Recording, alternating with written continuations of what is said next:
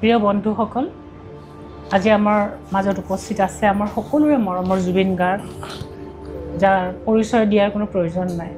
জুবিন, মই তোমাৰ বিষয়ে একো নকওঁ, কাৰণ মই তোমাৰ বিষয়ে যিমান জানো, আমাৰ যিসকলে দৰ্শক যিসকলে চাই আছে শুনি আছে তেওঁলোকে তাতকৈ বহুত বেছি জানে বুলি মই ভাবোঁ, কাৰণ তোমাক ইমান মানুহে ভাল পায়। কথা পতাৰ আগত মই তোমাক এটা গান শুনাই ল'ব বিচাৰোঁ। জীয়াই গানটো লগোৱাচোন, তুমি গানটো শুনা। তোমাৰ মনত আছেনে গানটো? জিয়াৰ হিন্দী সেইটো ইউনিভাৰ্চেলৰ এলবাম আছিলে জিন্দগী। মানে কি এইটো গান আমি য'ত শ্বুট কৰিছোঁ স্কট পানভেল, তাত এটা খুব ডাঙৰ ৰক বেণ্ড আছিলে কুইন, চবে জানে। আজি কিন্তু তাৰ ছিংগাৰটোৰ নাম আছিলে ফ্ৰেডি মাৰ্কিউৰি বালচাৰা। সেইকেইটা ইণ্ডিয়ান বুলি নক'লে কিন্তু নিজক, but he was big, he is like universally big. আৰু আমি একোৱেই নহয় তাহাঁতৰ আগত। চ'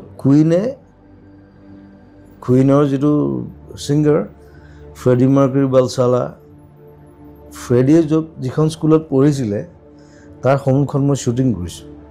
এই গানটো যিটো মই শুনালোঁ, এই গানটোৰ লগত মোৰ নিজৰ জীৱনৰ এটা ষ্টৰি এটা আছে, সেইটো মই তোমাক অলপ পিছত ক'ম। কিন্তু মই জুবিন গাৰ্গক কেতিয়া দেখিলোঁ, মানে মোৰ কাণখনে কেতিয়া, Why you like it so much? মই ক'ম সেইটোলৈ মই সেইকাৰণে প্ৰথম মই এইটোৱে আৰম্ভ কৰিছোঁ। It's very close to my heart. ইয়াৰ কাৰণ আছে। তাৰপিছত মই তোমাক কেতিয়া জুবিন গাৰ্গ নামটো মই আৰু এটা গান দিম, তুমি সেইটো শুনিলে আৰু পাগল হৈ যাবা। ইটছ কল্ড কাফুৰ। তুমি গোৱা? মই গোৱা, মোৰ কম্প'জ, এভৰিথিং ইজ মাইন। ছোৱালী এজনী লিখিছে বম্বেৰ।